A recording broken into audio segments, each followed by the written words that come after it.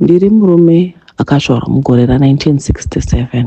Ndakarombeswa ndisingazivi. Mhuri yangu yose yapera pamusaka peurombo. Zvakaitika ndezvekuti ndakanga ndakura ndikasakwanisa kuenda kuchikoro pamusaka pehondo. I'm not proud of zvakaitika. I'm not proud even nekuti mhuri yangu gore negore panofa munhu. Zvakaitika zvakatanga sekudai. Takati takura tasvika kunana grade 3 grade 4 hondo ndokubva yatanga. Hondo yakapisa ende taigara kumusha ndiko kwaigwiwa hondo. Regai ndingokuudzai one or two incidents aiitika. Isusu takanga tiri vadoko, magandanga aiuya vachizokempa mumisha mumaraini mataigara. Taisengesewa mabhegi akanga ane pfuti nezvikafu zvavo. Zvese zvaitika izvi isu takanga tiri vadiki. Vanamai vedu vakatiza mumisha nekuti makanga musachagariki. Hondo yakazoti yapera ndobva tazama kudzokera kuchikoro, asi takanga tatova vakomana vahombe. Ina hangu handina kuzomboda kunyanya kupesuwa chikoro because tova mukomana mukuru kuti titange kuenda kunonyora grade 7 tatova vakomana vahombe. Ndakazosiyana nazvo, asi ndiri munhu ari hard working usingaiti. Ndakabva ndatanga kuita zvekutenga mombe ndichitengesa. Saka ndaitenga mombe ndichitengesa, ndichitenga mombe ndichitengesa, asi dzimwe nguva zvaisava neprofit. Dzimwe nguva unotenga mombe unoichinja upiwa inenge yakati simbei woifidha. Pamwe pacho unobva waenda nayo kumarket still wotengerwa nemari iri pasi. Zvakanga zvisingafambi zvakanaka, asi ndaiva ndiri munhu ane shungu dzekubudirira nekuburitsa mhuri yangu munhamo. Takazvarwa tiri vana 10.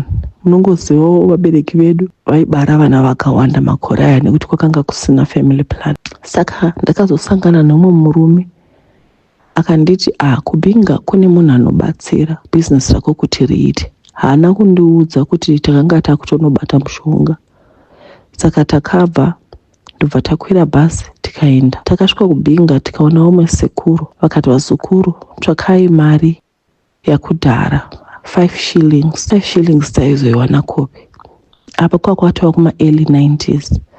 Saka shamwari yangu iyi yakabva yati zviri isi taifanira kuenda padungu. Taitsvaka matongo. Misha iya yaimbogarwa nevanhu kare kare inenge yapasisachagari vanhu. Saka ndopa takasvika ipapo tikatanga kuchera. Saka tongoti inenge iri kitchen, so handiti pane paimbova kitchen asi vacho vakatodhirika. Taisvika ipapo totanga kuchera tichidhiga tichitsvaka mari. Takadhiga matongo evanhu tichitsvaka mari. Vhiki rose rikapera pasina chatakawana. Asi sekuru vakati vaigozogona kungotibatsira kana tawana 5 shillings. Sekuru ava vakanga vari mutonga. Ini handina kumbofunga kuti zvinhu zviri deep. Vhiki rechi2 takafamba zvepamisha inenge isina vanhu iya tichidhiga.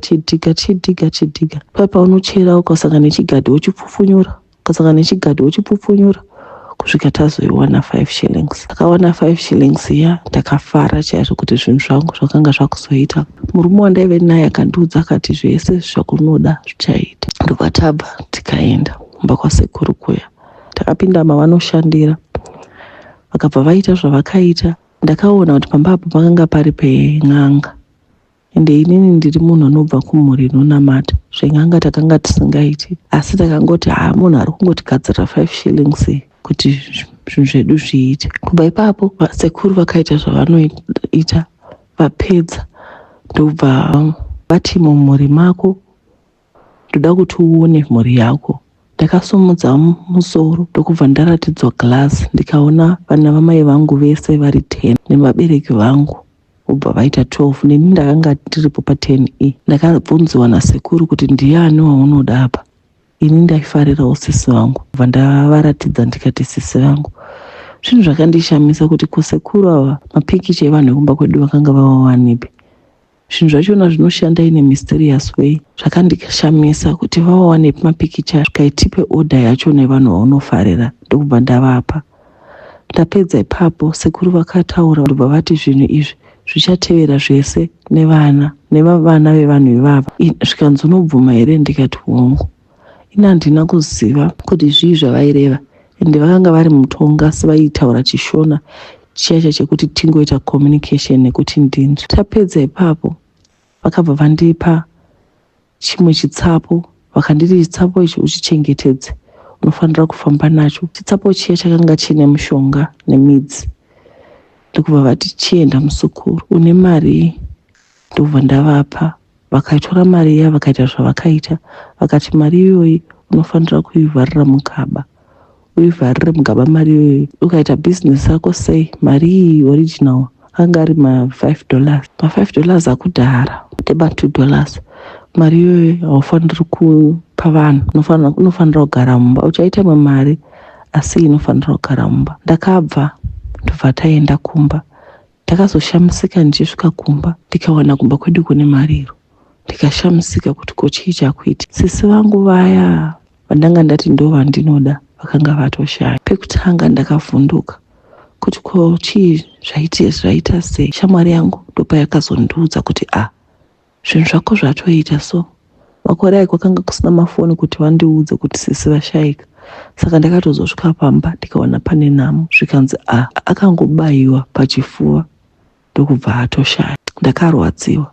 Saka sekuru vaibvunza kuti vauraye sisi vangu. Ndakarwadziwa, mwoyo wangu wakatsemuka. Mwana wamai vangu akanga atoshaya. Rufu rwakaita tikabva tavaviga.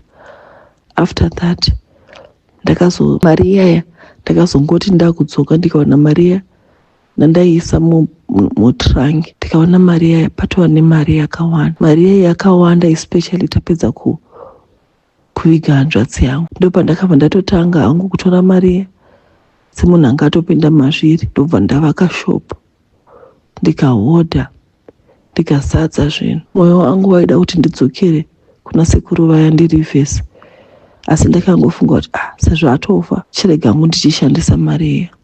Ndakashandisa mari iya, bhizinesi rangu rikakura. Pashopu pangu paigara pakazara vanhu. Mamashopu ose anenge ari pasaidhi akatikomberedza aigona kutoshayiwa vanhu, asi yangu ini shopu yaigara yakazara kuti timu. Panopera vhiki ndabva ndaenda kuBulawayo kunohodha because maraini edu ari pakati pengai, saka kune zvinhu zviri easy kuhodha kuBulawayo. Ndaihodha shopu yangu yozara kuti takagara. Gore rikapera, gore raitevera zvakare according to the order ndandapa sekuru evanhu vandinoda. Umwe wacho akafa, akangoita accident ndokubva atofa. Mwoyo wangu wakatsemuka zvakare. Ndikatoona kuti yakanga yatova trend, ende vana vemasisters angu nemabrothers angu vaizokura vasina vabereki pamusaka pangu. Zvinhu izvi zvakaitika uyezve zvichiri kuitika.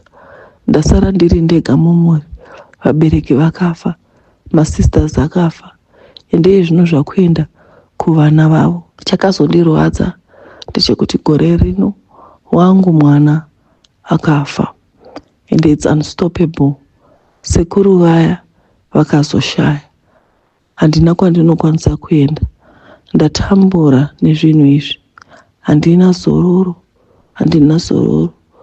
Mhuri yangu yose, ma-extended families yokwana bamunini nokwana sekuru vanonditarisa neziso, ende vanoramba vachingoshamisika kuti ko iwe sei gore negore same time mafamily members ekumba kwenyu achifa. Vamwewo vakadofamba vachibvunza maansa, vanodzoka vanawo, vanoziva kuti ndini, asi ndinongovaudza kuti n'anga dzenyu ndedzenema dzinoda kuisa ruvengo pakati pedu. Nyaya iripo ndeyekuti iye zvino inini wachona ndazochineta, ende chandoziva ndechekuti gore rinotevera inini ndini ndakuzofawo, ndiko kupera kuchaita nyaya iyi. Handichina nguva yakawanda nekuti pakanzi kana mwana wangu akafa then ini ndinenge ndichitevera. Mari kuita ndakaita, hapana musi wandisina kuita mari kubva gore randakabata mushonga. Like I said, ndakajoina zvinhu izvi mukusaziva, ende mwoyo wangu unorwadza. Chinonyanya ndechekuti unojoiniswa usingazivi.